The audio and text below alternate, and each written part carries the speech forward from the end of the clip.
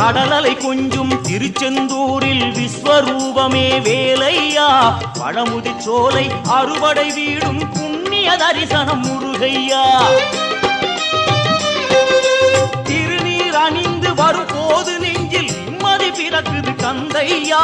சுகனே சிவனார் மகனே உன்னை பாட பாட சுகமாகுதையா வேல் முருகா அரோகரா அரோகரா வேல் முருகா